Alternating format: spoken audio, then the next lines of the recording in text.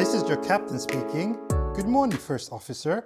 I have heard that you like Microsoft Flight Simulator, and in this video I'll show you how I play it in my living room, and I'm also going to take you on my favorite test route for aircrafts, and that is from London City Airport to London Heathrow, which is a 3-minute long flight, and we will do so with autopilot and without autopilot. And if you're new to my channel, everything I review I have used extensively and I give my honest feedback. Like, I don't create content for the sake of content, but everything you see I have actually used and lived with.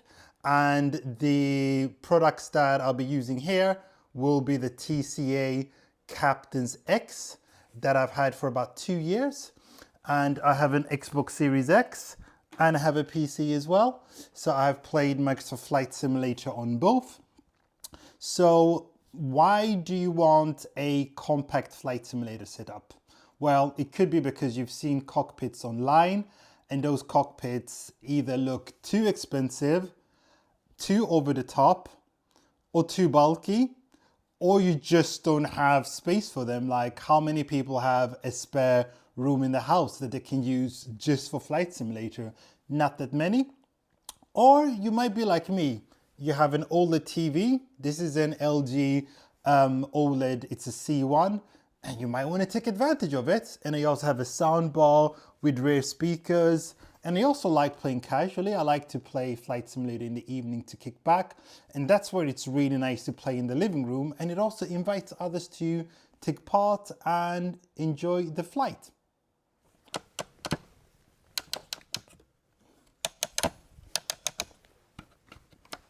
So the first thing you'll need if you want to play in the lounge is a lap desk. I got one of these as a birthday gift in January last year, and I loved it. I've barely used my desk.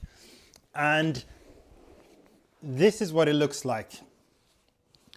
It looks like a serving tray, but it has a padded wrist rest, had mouse pad, and I use it with my MacBook. So I actually work on this pretty much all the time on the couch. And I also take it with me to my girlfriend's house, and I use it there in any of her sofas. So if you're someone who goes between homes, this is so comfortable. Trust me, I have a desk with an ergonomic chair. I just use this. And it also has a handle, and that makes it super easy to carry around the house, but also from the car. You're holding it, you're holding other bags as well. And it's honestly one of the best things in my life, and I wish that I had bought one sooner. If you know someone who works from home or spends a lot of time on the laptop in the house, buy one of these. I also use my iPad with it. So I put my iPad Pro that has a Log-G keyboard as well. So I use the mouse with the iPad, and it's just a lovely setup. And a few months ago, I came to the realization that, hey, I can actually use this for Flight Simulator, and that's exactly what we're going to do in this video. So let's put the laptop away, and let's put the mouse away as well, and so that I can give you a nice look. So I'm keeping this video really casual. Like, I haven't written a script, so if I stumble on my words or anything, or I start to waffle too much, do let me know in the comments. But yeah, let's just hang out. So here is my living room, and I have this box. So this is the box in which I keep a lot of my cables. So these are for Flight Simulator. I got a switch controller, extra HDMI cable, extra Xbox PC controller. So it's a really compact way of storing everything in the lounge, but keep it neat and tidied away where if you're not playing, it's not really visible, it's out of sight. And right behind it, I have the Thrustmaster TCA. But if you just came into my lounge, like, you wouldn't even know that they're there. So it's a simulator setup that you can tuck away. There's no clutter. Your partner is not going to say, oh, this is so messy, you're messing up the living room, I don't want it in the lounge, etc. But no, there are all ways of tucking these things away. And if you own 2 more of these, you might even be able to fit this inside. I never actually realized it, but yes, it fits inside. Hooray! So if you get like 2 of these, they're literally for sale anywhere. Like, most shops have these in different colors, materials. whether it's leather or even cardboard. And likewise, the footprint of the HOTAS is quite similar as well. Highly recommended. So I'm going to put this away, and then I'm going to show you how to connect it all. So you've seen in my lounge that I have an Xbox and a PC. So I've used these extensively with both, and it works exactly the same. So anything you see in this video will apply regardless if you play on Xbox Series X, Series S, or on a PC. I play at default settings with these.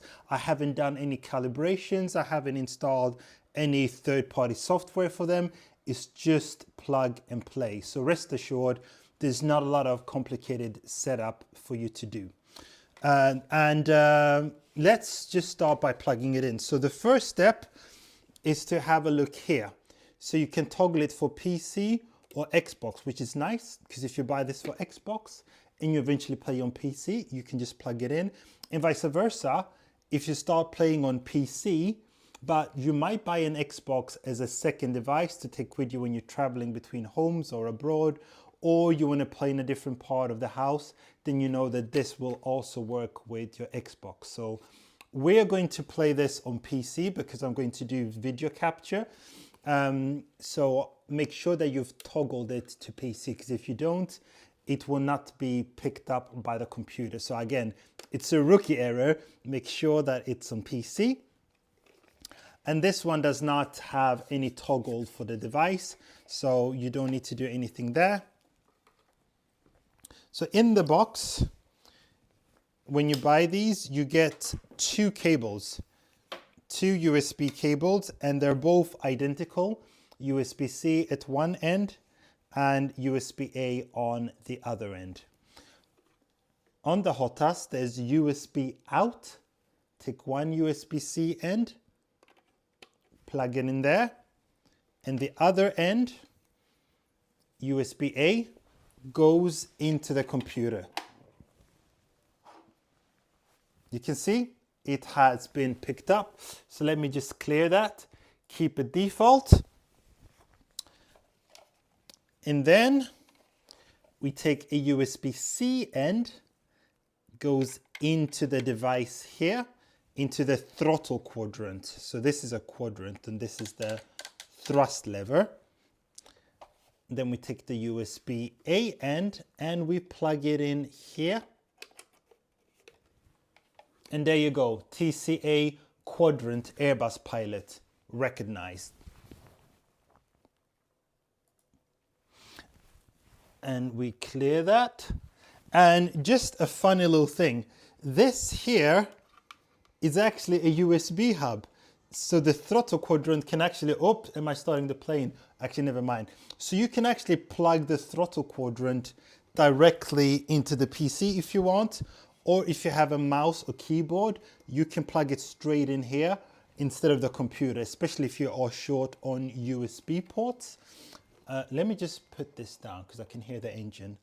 However, this USB hub, it's not recognized as a hub that much by the Xbox. I've tried to plug in a mouse, but the Xbox wasn't able to pick it up, but the PC was. So if you're playing on Xbox, I'll just buy a wireless mouse that has a dongle, 2.4 gigahertz dongle, because the Xbox, you cannot connect mouses to it via Bluetooth. It doesn't work, it doesn't exist. So I would either get a wireless mouse, but actually just get a wireless mouse that's 2.4 gigahertz with a dongle. They're really cheap to pick up. You can probably pick one up for like $10 or £15 or something like that. And make sure to buy one that has a scroll wheel, a clickable scroll wheel in the middle. But that is it. It's plugged in and it's all ready to go. There's also a headphone jack in there. I've never used it because I use surround sound. So I'm not going to go too much detail into all the buttons and everything. There's lots of other videos for that. But overall, I'm super happy with this. I've had it for 2 years and the quality is really good for the price. It's absolutely brilliant. Like you see, nothing is broken, everything still works. And yeah, it feels very realistic and immersive. So you have the parking brake, you have the engine start and stop, speed brake, thrust level, a lever with reverse thrust, click, and then you have the flaps. Really fun thing to play with, and likewise the joystick, the HOTAS. It's got buttons, all clickety. It's a toy. I love it, but it's a realistic toy. And that's it really for the actual hardware. So I think now it's time to show you how I use this on the couch, how I sit. But before that, I want to mention that I have a USB extension cable. So buy one. These are not expensive. This one is like 1 meter, depending on the distance from your PC or console to your couch where you're playing.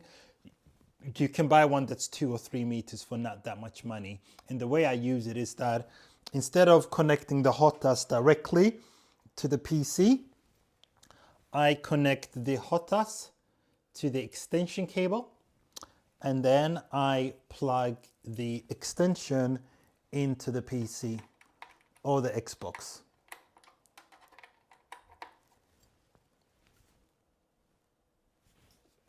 Oh yes, it still works. It did not say, "Oh, you've connected a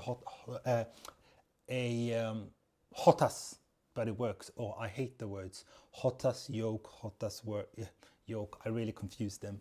But this is it. Really beautiful. So now let me show you how I sit on the couch.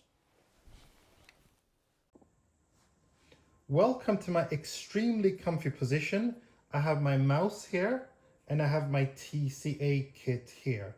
Although I'm playing on PC, the experience is exactly the same on the Xbox. You can plug a wired mouse into the Xbox and play exactly the same way. This is all stock, plug and play. I have not done any calibration, and this is one of the reasons why I recommend playing Flight Sim 2020 over 2024. No fiddling with calibration is needed. Only one little customization that I recommend, and that is to configure this red button to be the toggle for autopilot on and off. And so you go into the settings and then you click here and you search and you press the button, validate, and then you do the same thing here. I've already done it, but for demonstration purposes, that's done. And then you can validate it by clicking. You can see that it's highlighting the button. So this makes it a lot easier and quicker to switch on autopilot on and off rather than having to go into the cockpit, especially when things get a little bit stressful. So let's go into the world map. So the pros absolutely hate this world map because they think it's not proper, use SimBrief, etc. But this is really good if you just want to get into a flight really quickly. The route that I recommend is London City Airport to Heathrow. This is like a 5-minute flight that's brilliant for like restarting over and over and just like practicing takeoff and landing, both manually and with autopilot. The first thing we're going to do is to select an aircraft, scroll to the top and look for the Airbus Neo, A320 Neo. There's 2 of them. The other one is version 2. I recommend the A320 Neo. This is really designed for this game and works seamlessly with the world map. So we're going to select that one. And I have a bunch of liveries that I purchased from the marketplace for like £2, less than the price of a coffee. So let's be a bit patriotic and choose an Airbus livery.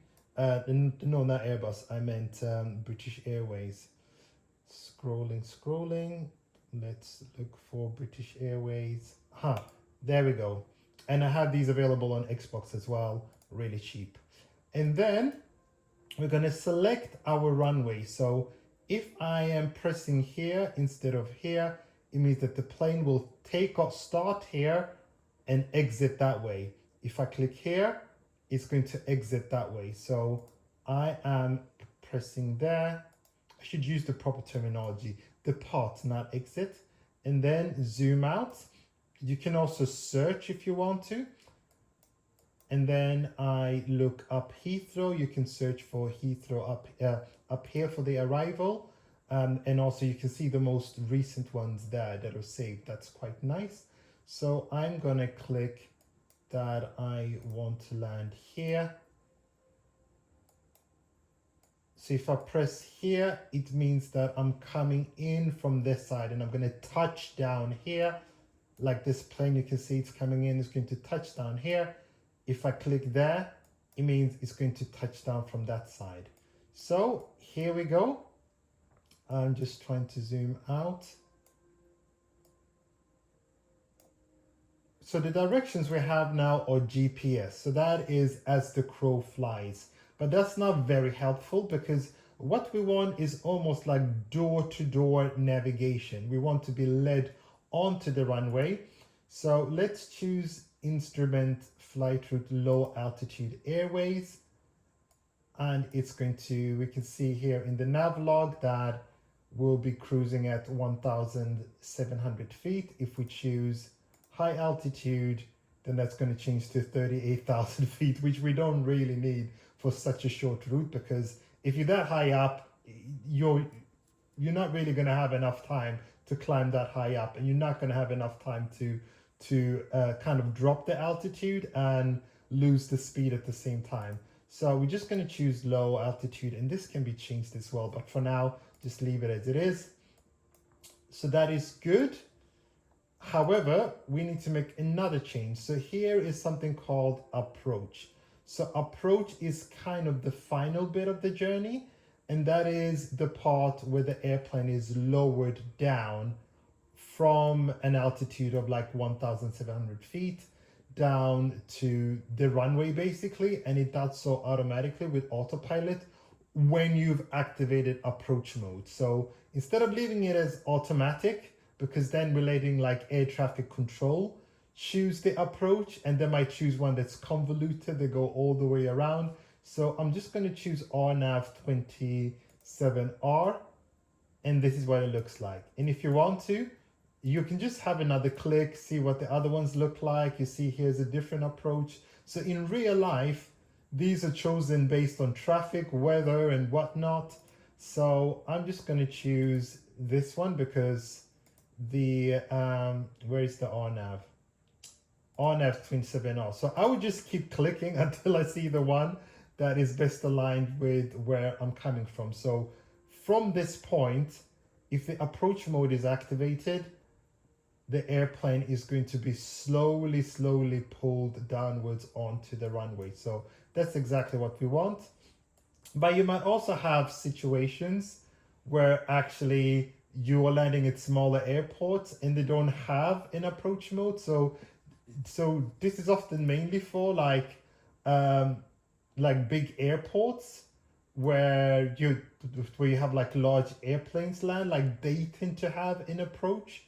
But for the other smaller airports, let me show you as an example. So let's say, for example, I wanted to arrive here instead. Tiny airport.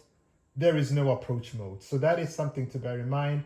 And if there's no approach mode, this angle is a little bit weird, because often with an airport, like you want to be coming in far in advance in a straight line. So I might just do that, and you can see now I'm getting a little bit of a lead way onto the runway in an easy way. So this is really helpful to do, adding a few custom waypoints. So let's just go back to choosing Heathrow and choosing the RNAV27R, and boom, it's back. And then also sometimes you might want to choose a departure to make it a little bit more straight, because here I'm kind of taking off and then I need to do a sharp turn right away.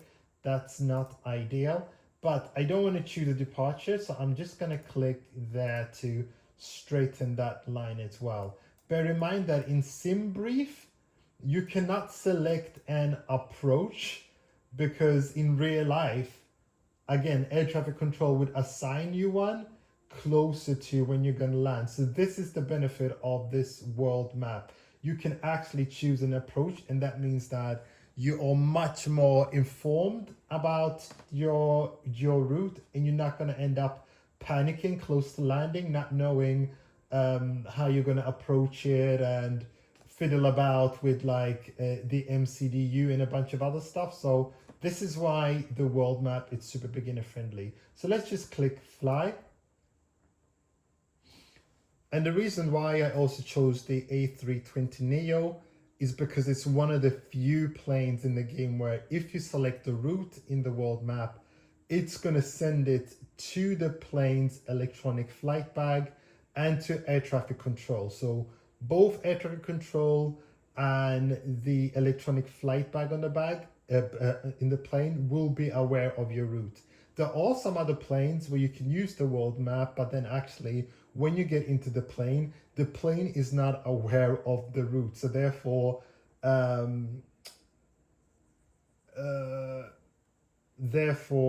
autopilot will simply not work, or it could be the other way around. The plane knows the route, but air traffic control does not know the route. So here we are, ready to fly. Look how beautiful that looks. I love the game.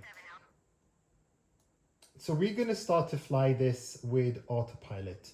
The first thing to know is that when you depart from a runway, as in you're starting the game on the runway instead of in a terminal, the flaps for the plane are already in position 1. And to demonstrate that, I can already show you here. If I put it up into 0, you can see the flap goes back up. So bear that in mind. It's always at 0, always at 1 if you start on the runway. So this is going to be quite important in a moment. So here we are inside the cockpit. You can see that it looks so similar to my joystick, and if I touch this, it moves a little bit as well. So let's go to air traffic control, and it's aware of my route. I can tell because it's telling me the plane, I've named it Harper 2077, cleared Heathrow as filed, takeoff runway 27, and to maintain 2,000 feet. So you might probably want to pre-select that height here. All you do, you hold your mouse over here and you scroll, and you can see this little dot there. It means that I've toggled the altitude, but I've not confirmed it. So you click this center wheel. So buy a mouse that has a third button in the middle. You click it and then right click to remove. And then you can see that this little yellow dot is gone. It means that I have confirmed the altitude. With speed, I will set the speed to around 200 knots. Keep scrolling up. 200, keep scrolling. And again, you see a dot there. It means we haven't confirmed it. Click the center. So what happens if I scroll up or down and I click the center to confirm and I move my mouse, it's sort of anchored to that point. So therefore you kind of right click to relinquish that, and then your mouse can move a little bit freely. And I'm basically panning around by holding down this right wheel. It feels a bit weird, but you'll get used to it. The next thing we're going to do is remove that. Have a little look around the cockpit. And here is my route. I can use the scroll wheel to scroll up and down, and it can show my route. Therefore, it's a great confirmation that the aircraft is aware of the route. And because this is a very short runway, I almost put the power up before I release the brake. Power all the way up. I wait until thrust is at 100. And in the cockpit, if you press this, it pans around, different position, and I can go back out again And this is my default position, like up here. I can also scroll to look closer. Then I use the right button on the mouse to pan around.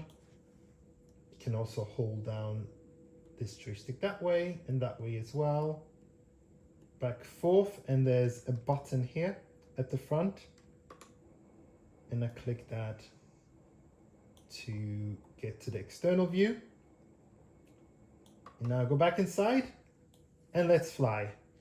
We're going to use autopilot for this particular example. And once we're done, we're going to fly this manually as well. And now I'm going to release the brake. Turn that. Oh, actually, it was already in the release position. So I'll put it back. And we wait, have a little look outside. It's going to move the mouse a little bit forward, like this way, so that I can see the speed and the altitude as well. Auto throttle is selected, so that means that the plane handles the throttle, but I'm just going to deactivate it for the takeoff, and then we take off, rotate. So this is at max throttle. So you bring this down to this climb position for autopilot, and then I click this as well. You can see here it's red. That means that the flaps are too high. They're in position 1. So the plane is screaming overspeed. I'm going too fast for the flaps. So then I put them to position 0.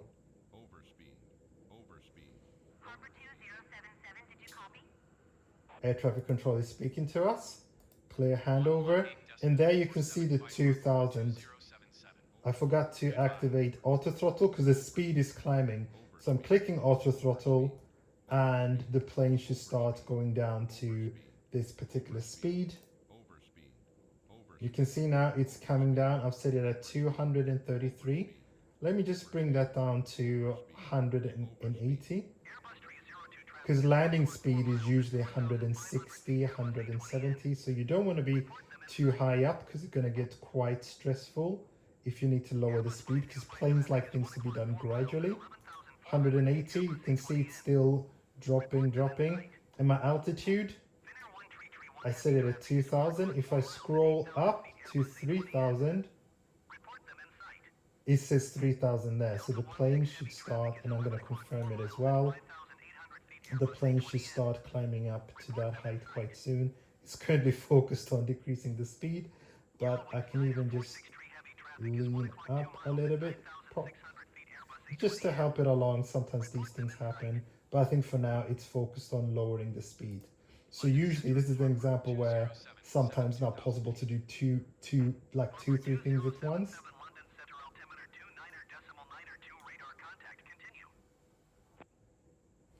Scroll down. This is called instrument flying, and therefore when it's nighttime, pilots just fly by looking at the instruments.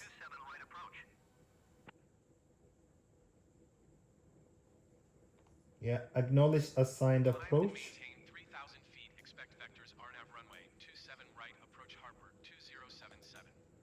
And click here, ILS display.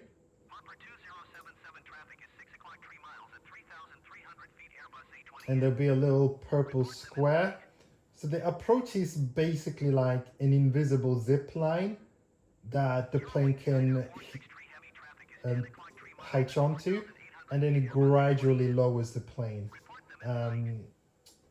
We'll see it coming on quite soon. Here we go. So we're slightly under it. I should have been at 3000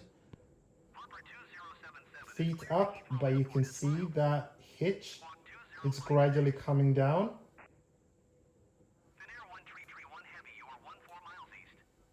And because we're under 200 knots, you can do 1 notch of flaps.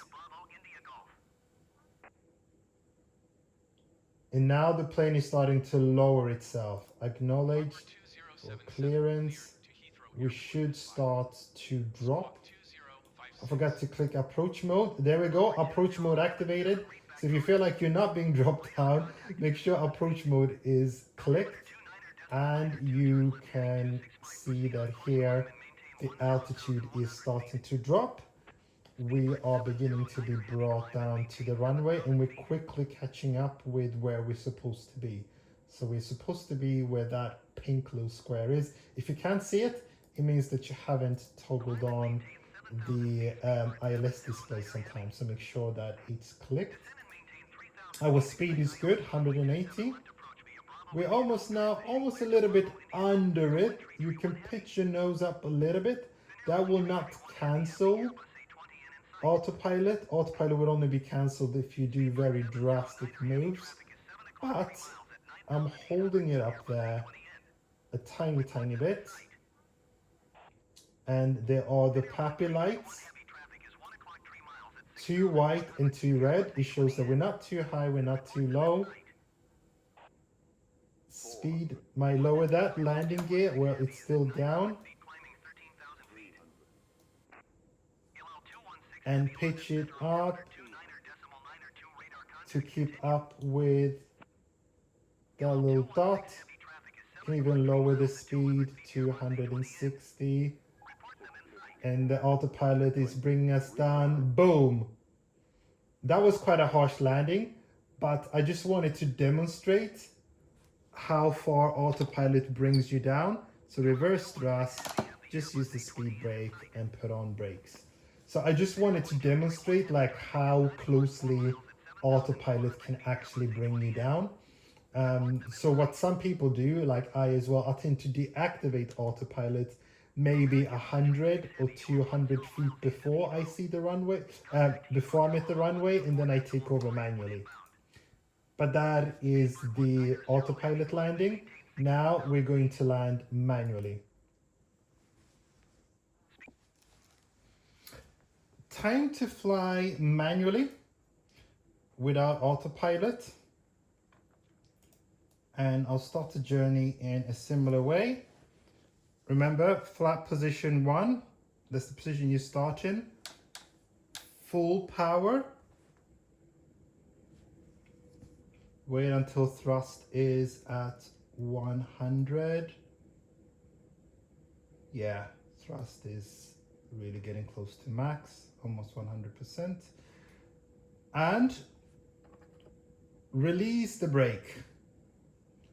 So I am not going to use autopilot at all. I'm going to land this plane manually, and I will show you how. Get into position. It's a short runway, not really designed for this plane.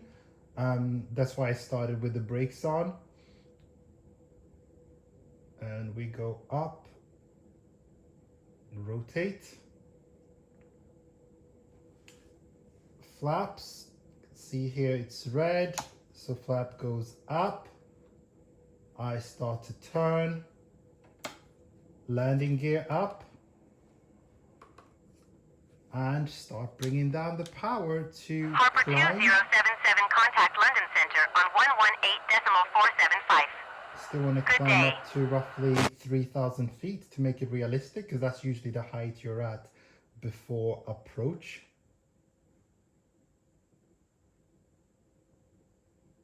Just following the route on the map. Everything nice and calm. Keep climbing. Harper 2077, did you copy? Add a little bit more power so I can climb higher up.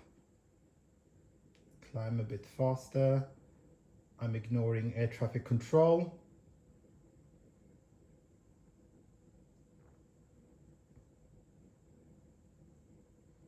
Harper 2077, please acknowledge. Turning, nice gradual moves. Make sure auto throttle is actually switched off as well, because I don't want the plane to control the throttle for me. Great, so now I'm bringing down the power. Harper 2077, did you hear my last transmission? Speed is quite high, therefore we're going to use the speed brake. And the power of the plane is at 90, so I'm going to bring thrust down to roughly anything between 40 and 45 is usually okay. Harper 2077, I IFR flight plan is canceled. Radar service terminated. Squawk 7000. Maintain VFR. Frequency change approved. Yeah, keep it at 44. Good day. So I'm going to keep the thrust there. I'm not going to touch it. And I'm going to control the speed with the speed brake. So you put the speed brake to ensure that as you climb down, you're not picking up speed. Because if I leave it like this, you can see here, I'm picking up speed because I'm going kind of downhill. Therefore, I'm going to use the speed brake until I get down to roughly 180. And I'm also going to pause here. If you're a beginner, a great help is to fly around sunset or when it's a bit dark, because that makes it a lot easier for you to see the runway. So there is the runway. And now we can resume. I'm a little bit misaligned. I'm going to remove the speed brake because it's going to drop us down, down too quickly. My altitude is dropping nicely. That's what you want to see. You want to see speed gradually dropping. Speed is a little bit high, 240. So flat, so speed brake down a little bit. Let the altitude drop nice. Dropping maybe a little bit too fast. So I'm going to lift the nose a tiny bit. Because as we do that,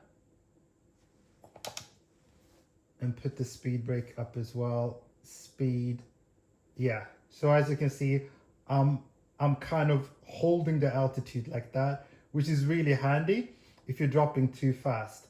But we actually want to start dropping down. Speed brake on, flaps, pointing the nose down a tiny bit. You can see tiny small movements. All of this is going to come with practice, by the way, and be mindful of speed brake because it does plummet the plane quite a bit. It's quite difficult to land whilst talking at the same time, but it is just for like demonstration purposes. We're nice. I want to be at 170 knots, so a little bit more speed brake. 500. A tiny bit more with 500 feet in the air. Speed is dropping 400. gradually. Point my nose down. 300. Reduce thrust a tiny bit to 27. Don't put the 200. thrust at 0 because then you are going to drop. You see, I cancel the speed brake. It's a bit touch and go. A bit of speed brake. Landing gear down. 100. Letting it 60. fall. 50. 40. Thrust 30. down. 20. Retard. Nose 5. up. That was a decent landing. 5 stars. 176 feet per minute. Let's do reverse thrust and apply the brakes. Not bad at all. And then it keeps dropping. Reverse thrust up. Remove parking. Speed brake off. Flaps at 0. And a tiny bit of thrust to just turn. Twist this to turn. And let's bring up air traffic control. Heathrow ground. Oops, a little bit too much speed. And I'm now asking air traffic control, request taxi to Heathrow gate. ground, Harper 2077 taxi to the gate. Harper 2077 taxi to gate 512 via taxiway Echo Alpha Charlie Bravo Lima 55 Alpha. Okay. Acknowledge taxi Taxiing to clearance. gate 512 via Yeah, taxiway let's Echo finish Alpha off Charlie with a bit Bravo of Lima taxiing. 55 Alpha Harper 2077. Brake, let go of brake. Tiny bit of Heathrow thrust. ground Speedbird 188 heavy taxi to the gate. Speedbird 188 heavy taxi to gate 521 using taxiway Romeo Bravo Yankee. Oh, there we go. This is the way I'm meant to face it. Don't use too much taxiing speed.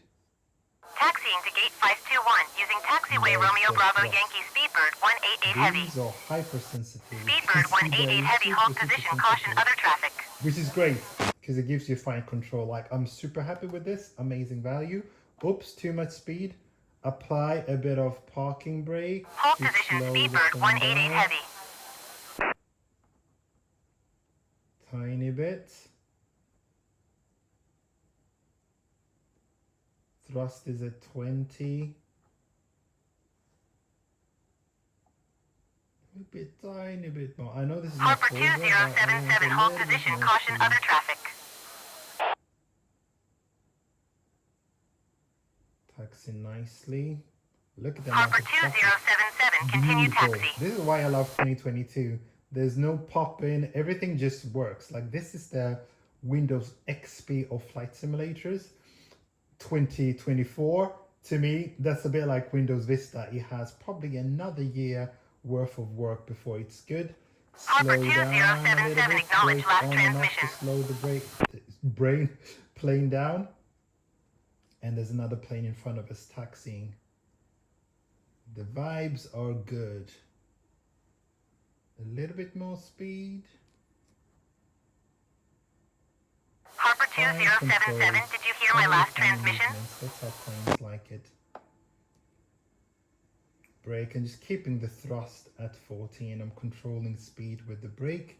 That works as well. Instead of pulling the thrust lever on and off, like the planes don't really like that. Harper 2077, please acknowledge. Keep going until I'm in the box. A tiny bit of braking. Yellow, green. Oops, went too far forward. Forgot the brakes. So I'm going to Harper use a bit of reverse 2077, thrust ATC services terminated. to Good bring day. myself back. Tiny bit of reverse thrust back into the box. Heathrow ground, KLM 1002, heavy Like how the requesting jetway pushback. is following the plane. Heathrow ground, KLM 1002, That's heavy, no enough. pushback tug is available to answer your request. And I go up here. Ground services. Where's my jetway? Oh, it keeps going there. Heathrow airport information, India 0. Ground. Request Heathrow taxi ground, to gate. Harper I'm already at 2077, gate. request Let's see if taxi we to the understand gate. Harper 2077, taxi to gate 512 via taxiway Alpha. Heathrow ground, didn't copy, please say again, for Harper 2077. Harper 2077, taxi to gate 512 via taxiway Alpha. Then once in place, shut Heathrow down. ground, KLM 1.